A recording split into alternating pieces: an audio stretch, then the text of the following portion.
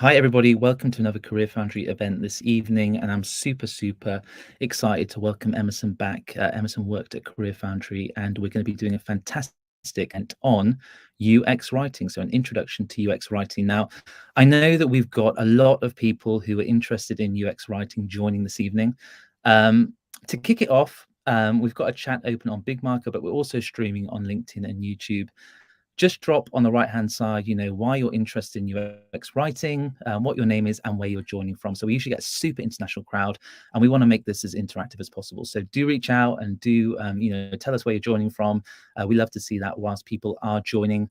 Let me just introduce myself very briefly before we kick off. I'm William, Events and Communications Lead here at Career Foundry, and Career Foundry is the online school for your career change into tech. So we guide you from complete beginner to job-ready professional in UX design and help you land your first job in the field. We're not any old school. Our programs are so flexible, you don't need to quit your day job to change career. You get regular one-to-one mentorship from not one, but two industry experts. That's a mentor and a tutor. And if you don't land a job in 180 days of graduation, will you refund your tuition? So that's our job guarantee.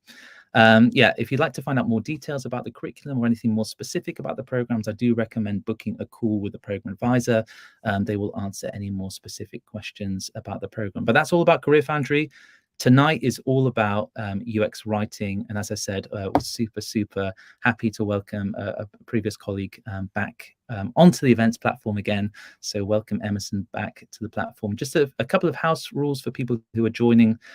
We will be having a live Q&A at the end. So if you've got any questions about anything which is presented this evening, we do want to answer your questions and get your questions answered by an expert in the field. So just drop them in the public chat on Big Marker. And if you are joining on YouTube or LinkedIn, also drop your questions there. We've got lots of team in the background who are going to get their questions to me so that we can ask Emerson all of these questions.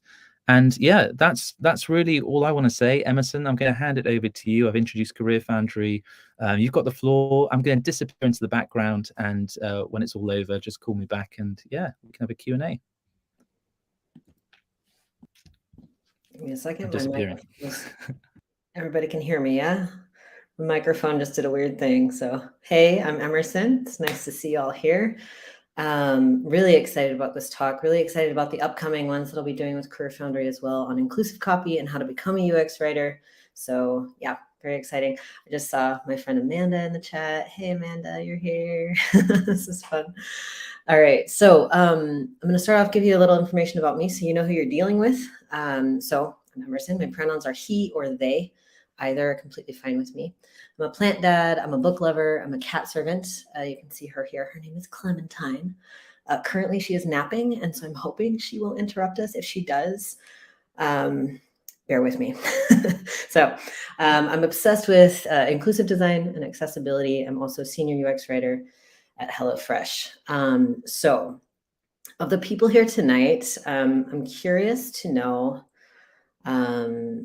what your interest in UX writing is. If it's like career change, if it's upskilling, what is interesting about it to you? Any and all the above. Feel free to drop something in the chat. I just want to see kind of where people are coming from there. I'm going to share a little bit with you right now about my journey into UX, because if you're looking at a career change into UX, I've done it, and so I am proof positive that it is possible. It was a very long and meandering road. So look at all this career change, upskilling. Awesome. Okay, this is great. So my journey into UX started when I was 14 years old, and I was working as a Subway sandwich artiste. If you know Subway, the sandwich shop, I worked there before Jared was a thing. So like the really terrible purple shirt with the visor, real great look on me. But it was all about, for me, it very quickly became a lot about just listening to people, because customers didn't usually come in just to get a sandwich. They came in because it was a small town, to talk about their day or what was going on in their lives, and so it was a lot of listening as well. Moving on from the Subway sandwich artist role, I worked in a lot of coffee shops, restaurants, movie theater, concessions. Every single role, I found myself paying attention to the experiences that people were having, whether it was their double espresso, blah, blah, blah, whatever their drinks would be, if it was too much butter on the popcorn or whatever it might be, right? It was always a matter of listening and finding a way to create a better experience for people. So taking that same skill set, I managed an art gallery for a while. I managed a movie theater for a while. I worked in a customer service call center, which was quite the experience. Worked there it was a period of time. They were dark days. This was also a life insurance company, but it's one of the more difficult roles I've ever worked in. And I learned so much, again, about listening and about creating a more positive experience for people. From there, I upskilled, I got some more education, and I went into teaching, editing, academic and creative writing. Worked at a university in Arizona for 5 years, teaching mostly first-year college students, and really started finding that even there, and especially there, I would say, it was all about creating an experience, creating an inclusive and accessible experience for people where they felt safe to engage with something like writing, which is a pretty scary thing for people who are not who don't have a natural interest in writing.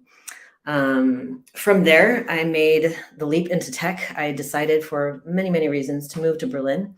And I knew, okay, predominantly like English speaker, going to Berlin, startup scene is where I'm going to be at, which means looking at tech. So I started doing some research, and I found this thing called UX writing. And I was like, okay, well, I've got the writing thing down, but what is this UX thing, right? So I started with learning about UX design and exploring the design thinking process, which we'll do a little overview of that here in just a minute. The deeper I got into it, the more I realized like this thread of UX it's run through everything that I've done. And that makes it really exciting. It makes it really exciting because it's not so much a career change, so much as it is just a further development of something that I've been passionate about for a really long time. So I made the leap into tech. I moved to Berlin. I got a job actually in marketing with CareerFoundry, writing about UX. And so it was an opportunity for a couple of years there to really go deep into user experience design and writing and analysis and all of these things, and getting really, really deep into the topic, immersing myself in it. Got to start doing some UX writing while I was at CareerFoundry, and then made the very difficult decision to leave CareerFoundry, still sad sometimes, and made the jump to a full-time role as a UX writer at HelloFresh. So that's what my journey has looked like. Long and meandering road, like I said, and not just landing a job in UX, but landing a job as a senior UX writer in a company like HelloFresh, pretty high caliber. And that is all in the power of interview skills, of finding transferable skills, and all these things that I'm going to give there's going to be a lot of shameless plugs for CareerFoundry through this. I am not being asked to do this. I just want to be clear about that.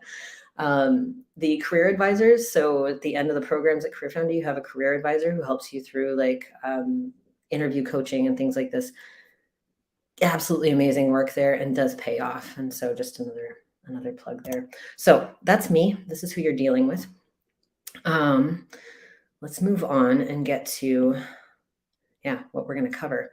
So this is going to be, if you already know what UX writing is and have maybe done it a little bit, this may just feel entirely too basic, but I'm going to try and have some things in there, and then we'll have the Q&A as well. So I'm hoping there's a little something for everyone. But we're going to talk very, very basic stuff. So Sound of Music style. We're going to start at the very beginning because it is a very good place to start with what is UX. And then we'll talk about UX career paths, a UX writing breakdown, what it is, why it matters. And I'm going to show you some examples of what UX writing actually looks like, UX writing in the wild. And then we'll talk about what a UX writer does and skills every UX writer should have. All right. So let me take a quick look at the chat. We're good. Yes, I did start at a very young age. It is true. I didn't even give you all the full story. So, all right. So before we jump in, are there any pressing questions? Like if you don't get this answered now, it's going to be in the way. I'll give you 5 seconds in the chat. I know that's so much time. All right. UX. What is UX? So UX is an acronym. stands for user experience. Okay, I told you we're going to start with the basics, but here we are. So it's a very broad term, and it refers to how people interact with products in both the physical and the digital world. So to start, I want to give you an example from the physical world because it creates a nice sort of analogy, makes it easier to understand. This is my pour over coffee maker. One of my best friends gave this to me, so every time I drink out of it, use it, I think about him. It's great. And it's a product that gives me a fair amount of joy, and not just because I use it to make my magic bean juice. It's also, I mean, it's aesthetically pleasing. It's pretty, right? Let me move my camera here to make sure you can see this. I'm going to set it down. But let's look at how well can you see this? Let me see if I can prop this up here. Give me 1 second. Books come in handy. There we go. Okay. So let's think about the user experience of this product for a second. You have a little funnel right here. It really perfectly fits the filter that came with it as well, which is on the dish rack. You have this little stopper that has a little opening right here, and you can line it up with the spout so that you don't have coffee going all over the place, which is nice. You have this little cork collar around the middle here. So when you have your magic bean juice in there and it's really nice and hot, you don't burn your hand when you pour your coffee. It's also got this little drawstring. I like this because it's pretty too. So if I need to wash it, I can just take the collar off. It's very handy. Yeah, these are basics of this product. Anything there that I'm missing y'all can think of? It's a basic user experience. It's a very nice, it's an elegant, very simple product, right? It is not, however, a perfect user experience. And I say that with a lot of love because I like this product. It's not perfect because 2 reasons.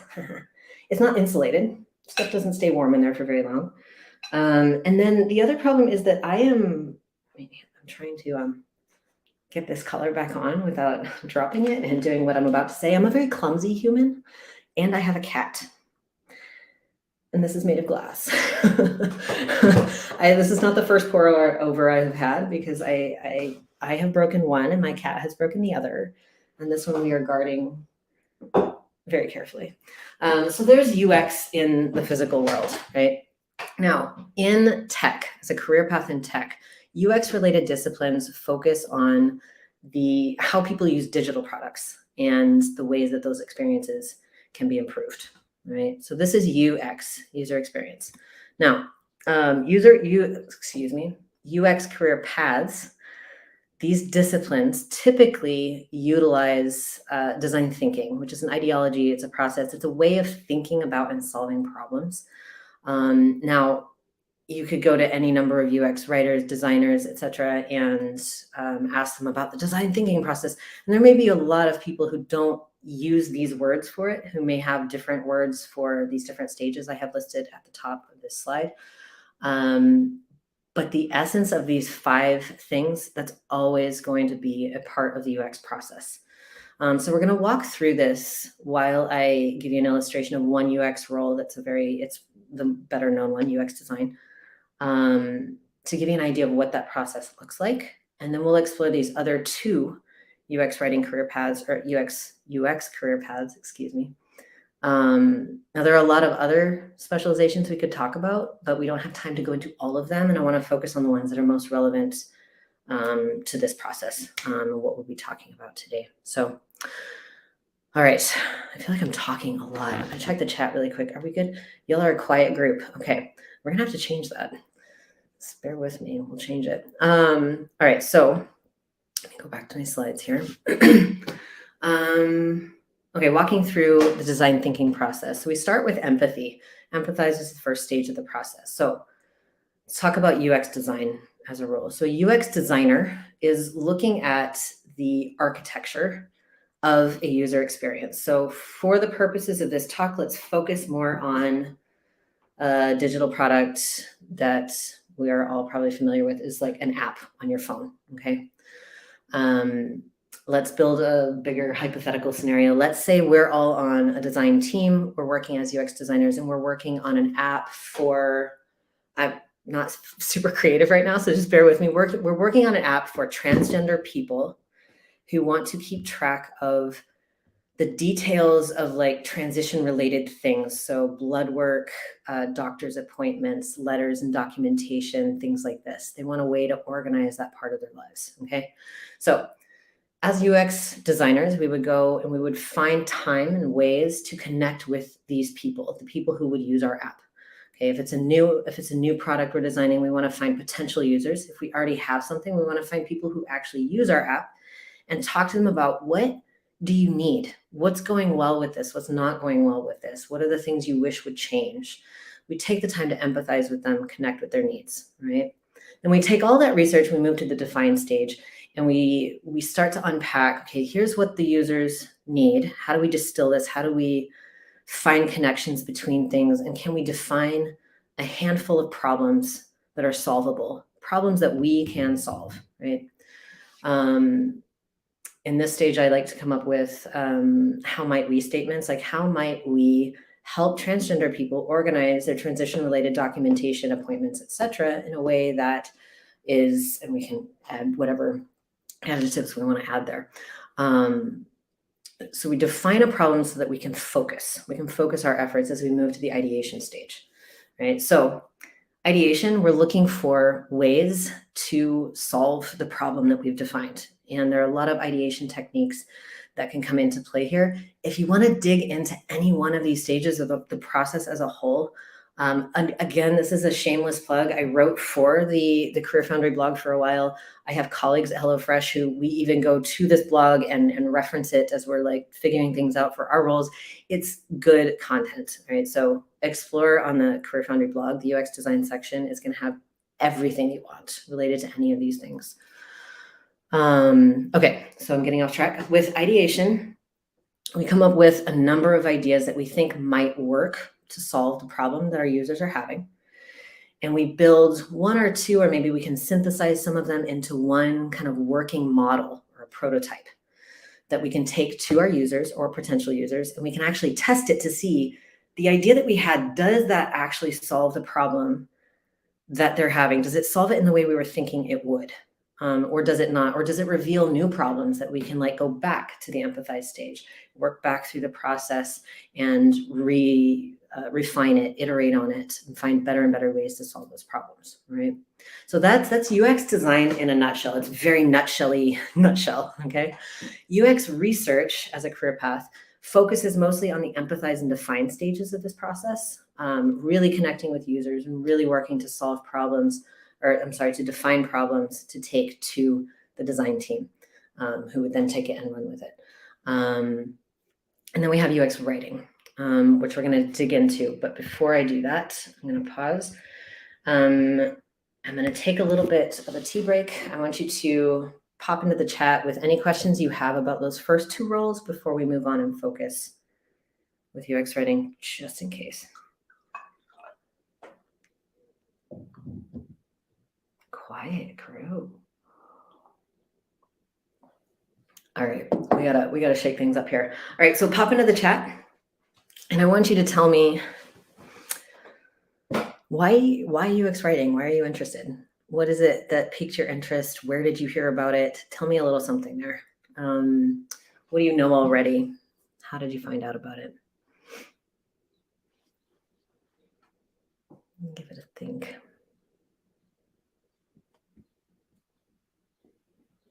Oh, here we are. All right. Prototype tools are big. So regarding prototyping tools, I would say, I know there's a really great article on the CareerFoundry blog about that because I wrote it. So check out the CareerFoundry blog for that one. From tech and academia, Ashley, that's awesome. Same. Okay, I'm not going to be able to respond to everyone, but do take time, y'all, to look through this because you're going to find some people you could possibly connect with, people with similar backgrounds looking to do some of the same things. All right. Anar says, it's kind of my weakness point at the moment. Awesome. Thank you for being here. That's great. It's a constantly like a growing edge for me, the whole UX writing thing. I do it for a living and it's still like this thing that I'm constantly trying to work on and like do better. So yeah, doing a lot of research, marketing for a museum. Very cool. Accessibility and stuff there. Jason, check out the inclusive copy webinar that we're going to do June 21st. It's going to be I think you'll find it interesting. All right, so I'm going to move forward here. There's so many of you that I haven't gotten to read yours out. I'm loving what you're sharing here. Thank you so much. All right, so let's dig into UX writing. And yeah, I want to look at what it is, why it matters, and then we can dig into some actual examples and you can see how it works. So go back to my slides here. All right, so UX writing breakdown. So UX writing does the same things that UX design does, but we deal with the words side of things. So we're looking at not just the architecture of the experience itself, we're looking at the architecture of the conversation itself as you're going through an app. And again, it can be a website, it can be an internal tool, it can be a lot of different types of digital products. We're going to focus on apps because too many things. So UX writing, if things go in an ideal way, if like all these collaborations go well, magic happens. UX writing is the process of creating a conversation with users that is so intuitive. Again, ideally, it's so intuitive that they hardly notice it's happening. It's that easy, it's that intuitive, it's that simple. Okay, I would add to this that the only time they'd really notice the conversation happening is if you gave them one particular moment that was just like absolutely delightful. Headspace is amazing at doing this. So many delightful moments that they give you in that copy. But as a discipline, UX writing focuses on crafting content, particularly the words. Okay, but again, well, we'll get into this. Writing and design, the visual design and the words, these are very interrelated. You cannot fully separate them. But we focus on creating content that is clear and concise. That's first rule of thumb, clear and concise. You need to be able to, in a very limited space, communicate to users what they need to do, where they need to go, where this button is going to take them. There can often be a lot of information to cram into one little like 2-word CTA, okay? But clarity, and concision, these are very, very important, as well as consistency. And with consistency, I don't just mean grammar mechanics like commas and like punctuation and do we use sentence case or title case. These things matter, absolutely, but it's also the voice that you're using within the product, throughout the product, and how that tone changes to match different moments in the user journey. And last of all, not least, we want, as often as we can, when it's possible, when it's appropriate, and there are times when it is not, we want to create content that is also delightful. All right, so this is the focus. Now, again, we'll look at examples in a second, but bear with me. I want to show you, I think that the best way to show why UX writing matters is to show you what happens when it goes wrong. All right, so this is a classic example. Most anywhere you read about UX writing, this example comes up. Based on the research that I pulled, a very brief research session that I did, this happened about 5 years ago. There was an emergency alert that went out to everyone in Hawaii. Everyone in Hawaii got this emergency alert. And in case you don't see the screen, I'll just read this out. It says emergency alert, and it's in all caps. Okay, they're yelling this. Ballistic missile threat inbound to Hawaii. Seek immediate shelter. This is not a drill. Yes. Serious stuff. And it wasn't happening. All right, so pulled from The Guardian. Hawaii missile false alarm due to badly designed user interface, reports say. Do you want to see that user interface, or what is rumored to be that user interface? Let me show you this. Take a second, just take it in all its glory. All right, so we have a list of hyperlinked text that presumably each of these lines are operating as buttons. And when you click that button or that line of text, it activates an alert that goes out to everyone in Hawaii, apparently. Okay. Yeah. Oof. Yikes. Exactly. This is like, and the copy itself, it is not clear. Can you look at this list and see what button were they supposed to push if it was going to be like a test or a drill? where would they even, okay, there's some options, right? It's really bad, okay? This is why it's a classic example, is it's like, this is UX writing gone terribly, terribly, terribly wrong, okay?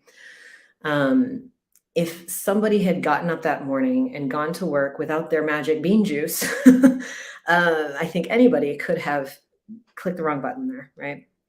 Anybody could have. So I want to show you another example of words gone wrong, and this is from my personal experience, quite recently, actually. Okay, so if you are in Germany, you know the Deutsche Bahn, and I can feel your eye rolls from here.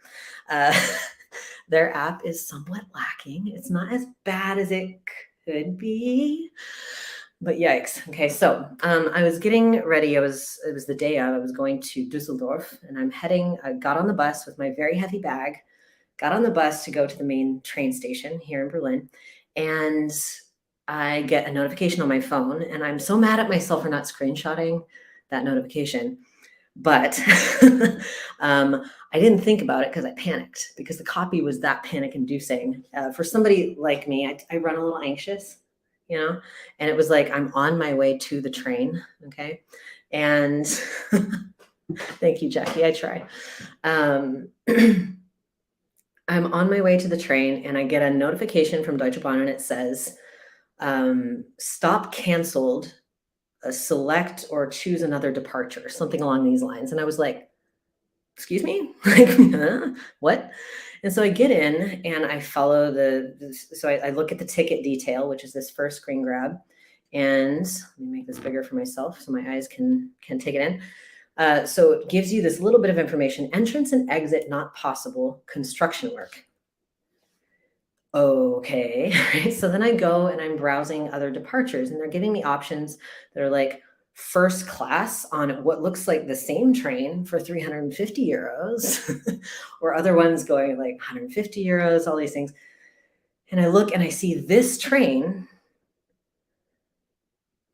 on the like selectable departures, but then it says stop canceled. So all the messaging is at least consistent that, like, okay, the stop at that station is not happening. And so what do I do? What do I do? I don't know what I do. So I went to the station and I talked to the customer service person. There was no line. And so when I got there, I assumed that I was the weirdo and everybody else was like, like German people who are born with an innate knowledge of how to do bureaucracy. It's a gross stereotype. But in that moment, I thought, how silly can I be that I don't know what to do here? And he saw my face and he said, it wasn't canceled. It changed platforms. It was a platform change. That is what we were dealing with here. It wasn't a stop being canceled. It wasn't a whole train journey being canceled. It was the platform change. Okay. UX writing, words gone wrong. All right. That's another good example of that. So I am going to move forward. I think, let me see. Yeah, next I want to show you this one. So I'm going to show you two screens side by side here. I want you to see some like good examples of UX writing in the wild. This is the BVG, which is the transit app in Berlin, and the Rheinbahn, which is transit app in Düsseldorf.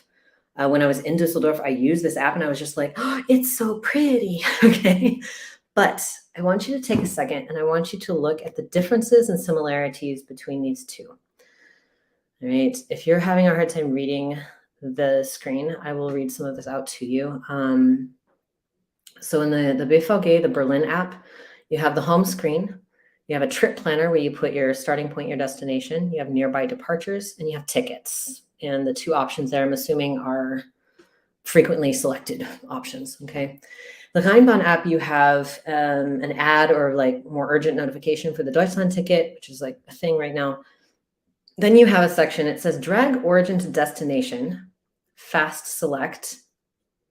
I don't know what the functionality there, because we also have the little pencil is like, I don't know what to do with that. Available tickets, so ticketing options, and then another feature, check in and go type feature that you can check out. And then you have the bottom navigation where you can hop around in the app, right? Now, in the chat, does anybody have a preference? Like BVG or the Rheinbahn, which do you like best?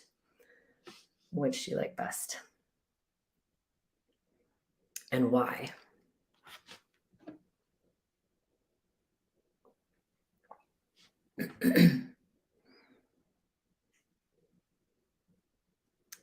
Okay, people like the BVG. All right, okay, we've got a vote for Einbahn.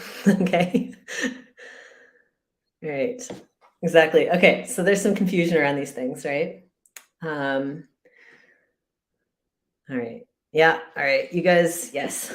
Yep. Okay, so we were of the same mind. Okay, so the Rheinbahn app, I loved it because the UI, the design, the visual design of this app is just so much better. They're using the card sort of design where you get things, it's more modular. It's easier for the eyes to take in, right? It's easier to perceive. But then you have things like this whole like fast select, you've got current location and a plus sign with a little pencil. What you even do with that? I just skipped around it. With the BVG, it's at least clear, right? It's at least clear. The design, the UI is horrible, but it's at least clear, okay? So you can see here a little bit the interplay of writing and design and how those are very, very, they're very connected. They're very, very connected, right? Now, that was an information dump, so I'm going to go slowly to the next slide, and we're going to jump into some more examples before we, yeah, we've got time. Okay, this is great. All right, so this is Lex. This is a queer personals app that I enjoy the design of it because it's so simple. So you have this first screen grab. I'll describe things to you here. You have a place where you create a post. It says create post, and you have two options for what type of post, and you have empty state copy. What's going on? Write a post. It doesn't have to be an essay. I think that's just, I love it. It's so cute. What I don't show you here is that when you start typing, it gives you a little character counter at the bottom because they have a character count limit. It's a really nice feature. The next screen, you have a way to kind of enter search terms, select age range for the people whose ads you see, and then you have maximum distance.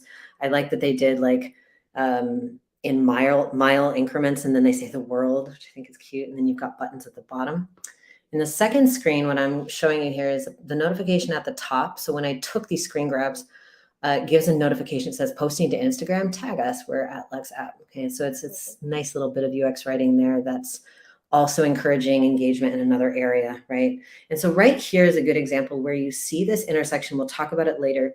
This intersection of UX design, UX research, and business goals, and UX writing kind of being at the center of those things, okay? So business goals for Lex, it looks like, is also to get people engaging on Instagram, and this is their attempt to do that, right? So there's Lex. Here's a food app that I really like. It's a Volt. This is the payment flow. So after you've selected a meal and you're going to have it delivered, these are the screens they give you. I'm guessing you can't read this very well, but with this, I just want you to have a look at where do words appear, words or numbers. It's most of the screens, right? All over the place. You've got headings, you've got little descriptors, you have payment buttons, you've got terms of service, all kinds of copy. It's very, very copy based. If you were to remove all of the copy from these screens, how far would you get in navigating this payment process? Not very far. So UX writing in the wild. Now, here is, I don't even have to tell you what app this is because you probably recognize their branding is just flawless. But this is a little flow that I captured a couple weeks ago that made me smile. It was as I was getting this ready, and it was perfect timing. So I got a push notification on my phone, which when it comes to Headspace, they're very just perfect in the way they do their push notifications. Because they're a mindfulness app, they don't necessarily want to push people onto the app if it's not that moment for them. So the push notification itself is written very mindfully. It's not saying, get on the app to find out. In this instance, I was like, yeah, sure. Let's see where this goes. That takes you to a screen where it's repeated. They give you an option to share this mindful moment or to get some headspace. So do some more meditation. What I didn't like is that then we get a pop-up of this other initiative that they have going on, which I just X'd out of immediately. That's the third screen grab. And then I selected get some headspace, and it takes you to your homepage, essentially, their featured collection and meditations that they've lined up and curated for you. So again, take a minute, look at the words. All right. Lakeside Campfire, it's such a good one, Christine. I agree. So good. I do the Rainy Cabin one. I forget what it's called. This one's almost every night. All right. So this is UX writing in the wild. All right. This is what it looks like. Now, as you're creating these moments, here's what I mentioned to you before. Where does it belong in UX? Where does it belong in product design? The question really is, where doesn't it belong? Where is it not in this process? Because it's absolutely everywhere. UX writing, the words part of design, it lives at the intersection of UX design, UX research, and business goals. And that means that often you find yourself as a UX writer negotiating and handling a lot of things with a lot of diplomacy, because there are sometimes what feel like definitely competing goals in these three arenas, right? And you've got to find a way to write at the intersection of those words while you're also constantly and consistently advocating for your users, advocating for the user over and over, repeatedly, over and over, advocating for user needs, which means you're always going to be referencing your user research. You're always going to be working hand in hand with your UX designers while you're still trying to meet those business goals, because that's what keeps the thing afloat, right? So that's where it is in the design process. Now, think about this for a second. How are we doing? Is this an information dump? Y'all doing okay? Give me, I don't know, some hearts or something down there. If you're doing okay, you want me to just kind of blaze forward. We doing okay? We're doing okay. All right. Okay. I'm at the end of a long day. Maybe y'all are earlier in your days. I think if I got this information dump at this point in the day, I'd be like, stop, I need bean juice. So, all right. So let's go. So what does a UX writer actually do? Okay, if we follow, it may not have these words, it may not take the same exact shape, but we follow the design thinking process: empathize, define, ideate, prototype, test. Now, what that looks like specifically in the land of UX writing, there's a lot of user research. If we're not doing our own, we're accessing user research from somebody else in the team, depends on your company's resources. We're doing conversation mining, conversation mapping and sketching, which is something I've only recently started playing around with. A lot of time spent deeply understanding user problems, design constraints, and business goals, all three. Remember, we're at that intersection, right? Understanding all three and writing to bring those together, which involves listening to stakeholders and asking a lot of questions. We do also write. That is a small part of the job. Okay. It's not the biggest part, despite what the title might tell you. So this can happen in design files, copy docs, kind of depends on the team that you're working with. A lot of soliciting feedback and iterating, revising based on that feedback, and then testing the copy to see, does it actually work the way we think it's going to work? Is it actually solving problems the way we thought that it would? Right. So these are the more commonly discussed parts of the job. I'm going to give you a little bit of the day-to-day and the things that surprised me. Okay, the day-to-day realities. There's a lot of, and this is not a slam on anybody that I work with. I love my colleagues. This is not that. It's a new field, relatively speaking. It is a new field, and people are still figuring out what it is and how to involve UX writers. So there's a lot of educating team members and stakeholders. This is what UX writing is. Here's how and when to involve me. I get a lot of requests for, can you check this copy really quick? And the answer is always no. The answer is always no. I can't check it really quick because there's always questions to ask. There's always a bigger scope. There's always a bigger user journey to look at, because it's not just writing, it's UX writing. It's looking at this bigger picture and how things flow together. There's a lot of reading, listening, exploring, a lot of pairing up with designers or researchers. If you're not actually doing your own design and research, I know there are people in the field who are doing all of these things all at once. Bless you. There's a special place in heaven for you. And then also building alliances with developers and product owners. This I knew would be a part of it when I started, and I think it became even more so a part of that, because product owners are the people who get things moving forward. They're the people who know when to involve you. Developers, when it comes to accessibility in UX writing, you cannot pull that off without some good collaboration with your developers. And so that's also a part of the thing. Now, I'm going to go back here. You probably already got a sneak peek, but going to the chat, can you just proofread? Slap some words on the page. Oh, these are good. Add a few words to this design. This won't take long. This is classic. I love it. Okay, so what? It's just an update. Okay, we should do. Oh my gosh, this could be a whole set of like memes. Be a lot of UX writing memes.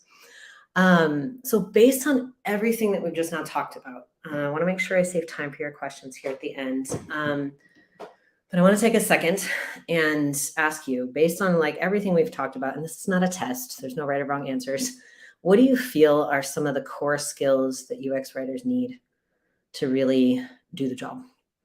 What stands out to you? I'm curious to see, especially from people who are very much not in the field or adjacent to it. I'm curious to see what skills you think you see as being at the forefront.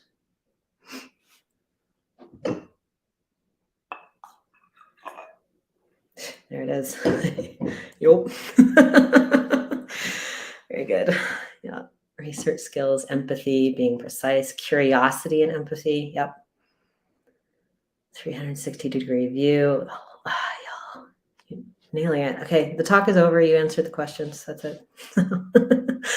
Let's see. Okay, we gotta scroll up. Y'all are fast. Let's see, thinking like a user. Concise writing. Tons of humility.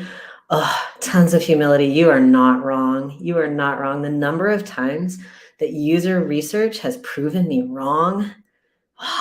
It's painful, but it's good. It's good. The job is writing for our users. So yeah, communicating simply and effectively, being great listeners, speak the language they're going to write. And I will come back, Jackie, on the speaking the language they're going to write. I will push back on that a little bit because I think there's a lot of, as an English speaking and writing UX writer, I think there's a lot of English centricity in the discipline that bugs me because it's like, this app is in English, so you should speak English. And I'm like, I don't know. I think the problem that needs to be solved is how things are localized. I think that's a bigger problem to solve than finding UX writers in each specific language. That said, there are definitely languages where it definitely helps because you can localize and write at the same time, right? But yeah, language, psychology of users, creativity, language fluency, business and user needs, imagination. Y'all are good. Zero ego, consideration, accessibility, inclusivity, analytical skills. Chanel, I hope I'm saying your name right. Thinking about all people, not the average user, because that doesn't exist. Come to the inclusive copy webinar and just like type that into the chat 20 times for me, because then I won't have to say it. So this is great. Yes. How things can be misunderstood. This is excellent. Persistence. Yeah. Ability to zero in on pain points. Yeah, very good. This is excellent, y'all. Being on a constant state of being the third person or outside the fourth wall. Ray, I'd be curious to hear more if you're still here, if you could drop into the chat a little bit more of what you mean by that. I want to understand it a little bit better. Meanwhile, I did so good on time. I'm so proud of myself. Oh my gosh, I really reined it in. So I want to make sure to answer questions. And I think we've got about 15 minutes to do that. So I don't know if you want to pick questions or how you want to do this part, how you usually do this part. Let me just spring back. Always find that's not very user-friendly sometimes. Emerson, thank you so much for presenting, and also the engagement from the crowd. Love to see that. So fantastic. This is the time now to ask questions. So if anyone's got any questions about UX design or anything you've seen this evening, just drop them in on the chat. And we've also got the team checking the questions on YouTube and LinkedIn too. So if you've got any questions over there, Definitely. I've got a couple of questions myself, Emerson, maybe just to kick it off. I know that we've had a lot of questions from prospective Career Foundry students recently about artificial intelligence and ChatGPT. It's a little bit off topic, but I was just wondering if you have maybe just a couple of insights, but in what ways do you think, AI and machine learning will impact the future of UX writing potentially? I'm gonna wish I had a better answer to this. And when the chat GPT, when all of this hit, I was very much a grandpa about it, and I regret that. I was like, what is this newfangled thing? That said, I have some excellent colleagues, and we had a lot of conversations about it, about how can we use this, and is it going to replace us, and this sort of thing. The answer is it's not going to replace us. You can't replace people writing for people. And also AI has to be trained. So there's that. I think in terms of the future of that, I feel that I'm curious to see what potential it has. So this is a question that I was bopping around with a friend the other day, is how we can take user research. And because part of the challenge of user research is synthesizing things in a way and distilling that into actual things that you can use, right? I'm curious to see how one of these tools could operate in taking in tons of user research and generating content that can operate like as a word bank. Instead of going to your thesaurus, you have something like this that you can draw from that's already based on your user research in some ways. That I'm curious about. But I do need to explore it further because it was slow on the train. So. For sure. We've got a lot of questions that come in about it, and it's kind of like a topic that we've also covered recently. But I've got some other questions as well. In your day-to-day work, what are some of the most common challenges that you come across? Think about this. Most common challenges, I think part of it is this, because in some ways everyone is a writer, and in some ways everyone is not a writer. And I think part of the challenge is finding this balance of empowering people to have better copy in the designs to begin with. Where I'm working, there are a lot of people who it's very much content first design process. They don't go visual design first and then shove some content, some copy in there. They're very much thinking about the content along the way, which is really lucky that I landed in a place like this where that's already being done. And I think there's a balance between finding a way to give people tools so they can put better copy in to begin with, and also helping them to understand that, like, I'm here for a reason. UX writers are there for a reason. Let us do our jobs, right? So I think that's a common challenge.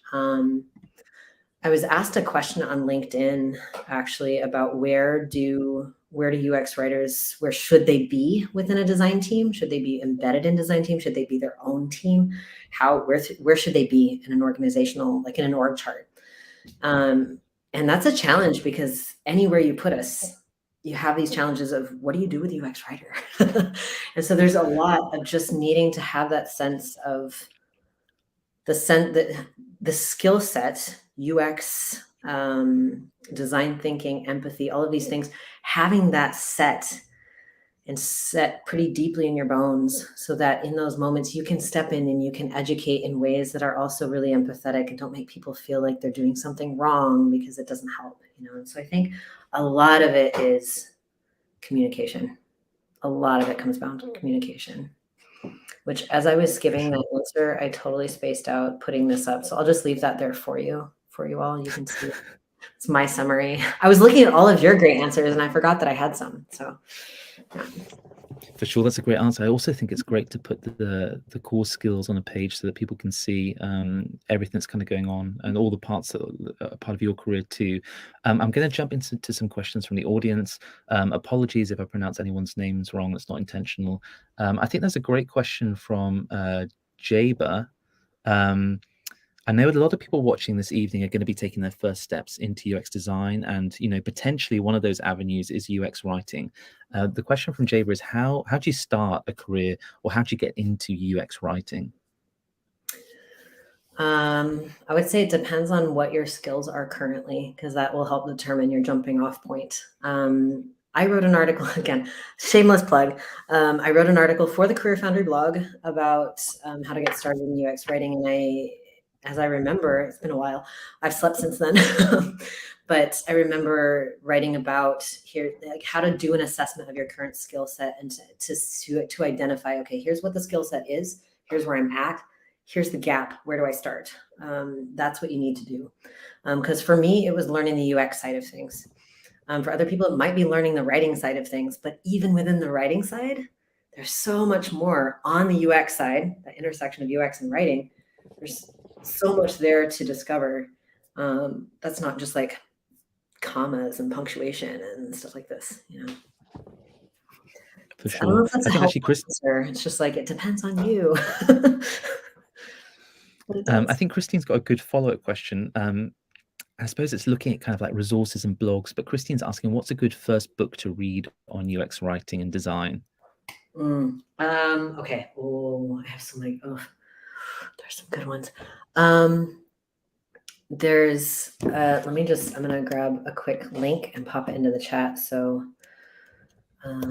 there's a book on microcopy.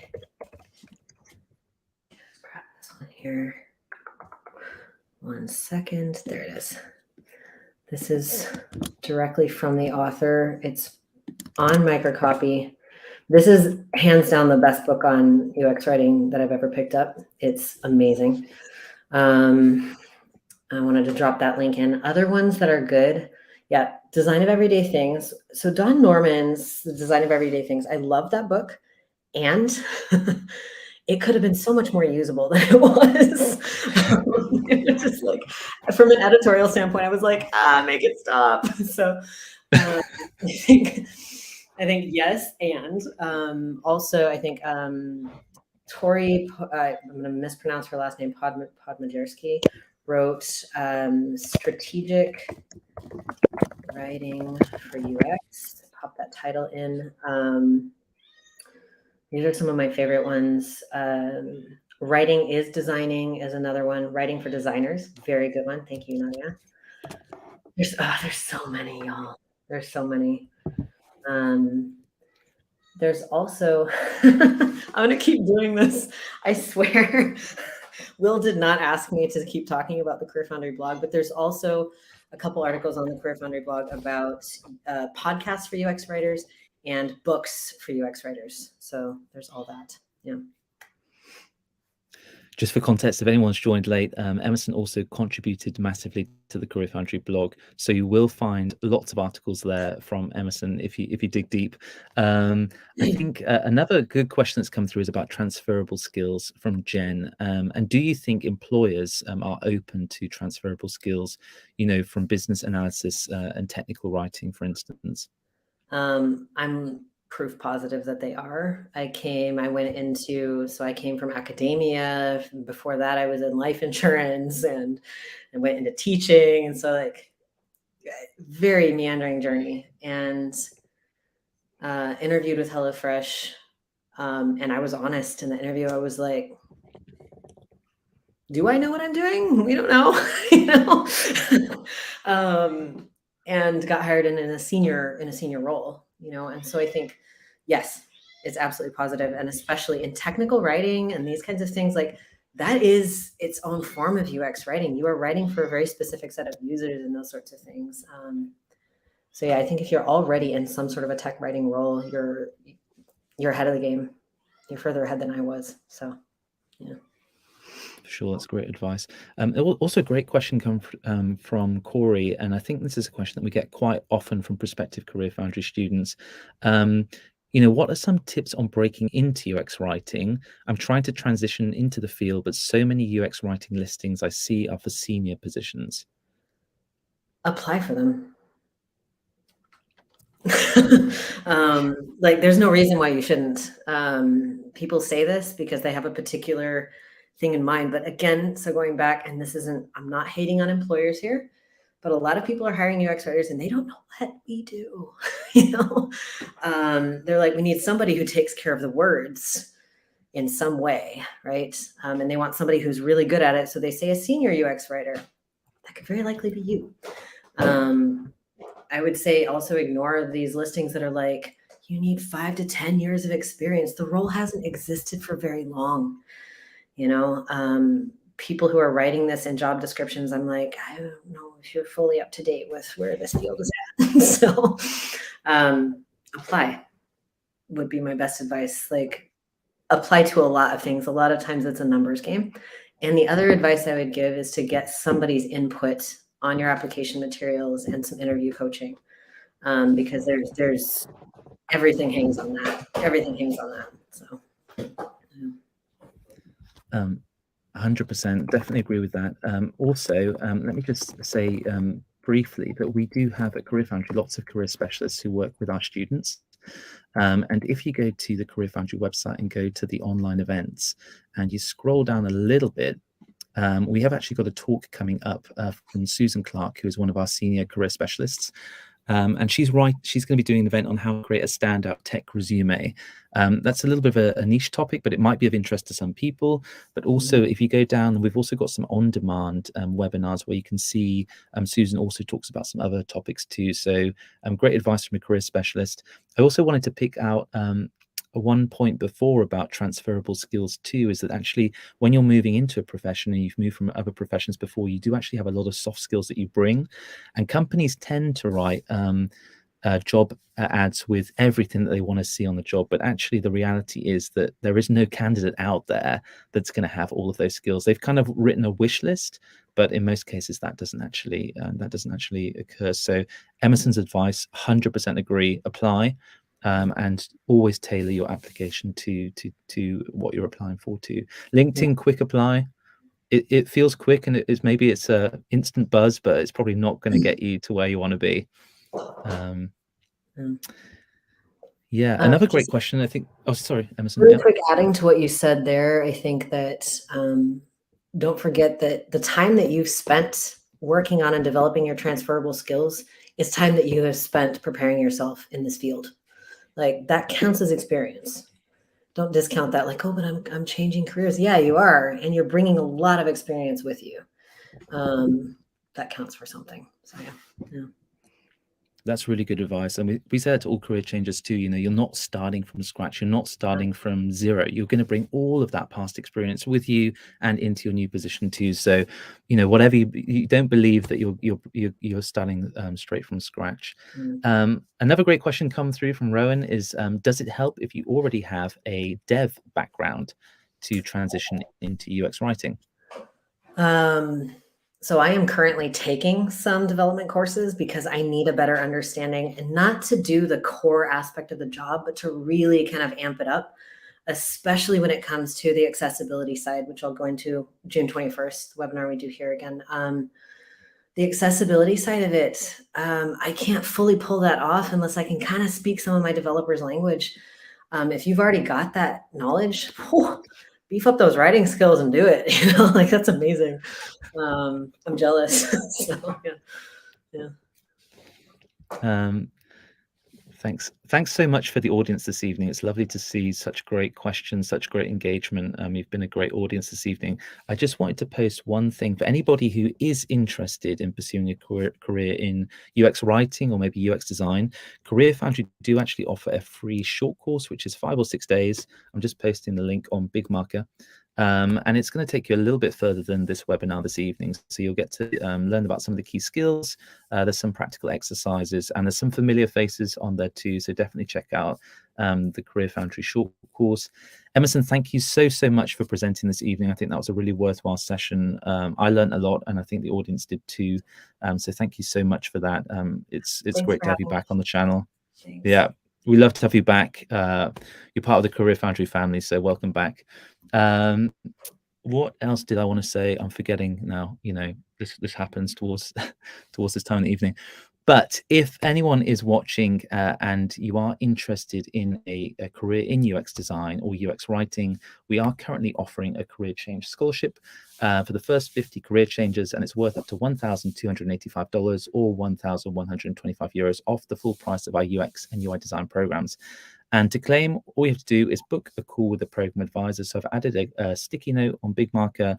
If you're watching on YouTube, just click below. There's a book a call link in the description below, and you can book a call with a program advisor. Even if you're not interested in the scholarship, it is a great chance to chat about the CareerFoundry curriculum, jobs in your locality, and also all the support that we offer students at CareerFoundry. So the dual mentorship model and our job guarantee too. They're super friendly, the team, and they'll be there to answer and assist you and see if you're the right fit for a career in UX design. Last but not least, because I know that the CareerFoundry YouTube team are in the background, and they would be on my case if I did not say, do check out the CareerFoundry YouTube channel. They've got some great content over there. Do check out the CareerFoundry blog, and also check out the CareerFoundry events page, because we've got some fantastic events upcoming. And Emerson has also got some fantastic events upcoming over the space of the next couple of months. So lots of different topics if you're interested in UX, and that's all over on the CareerFoundry events page. And that's it. Thank you so much for everybody joining in. Thank you, Emerson, once again. We're going to see you again soon. And also thanks to my team who are in the background helping out with all these events and stuff. So that's always good. Yeah, take it easy, everyone.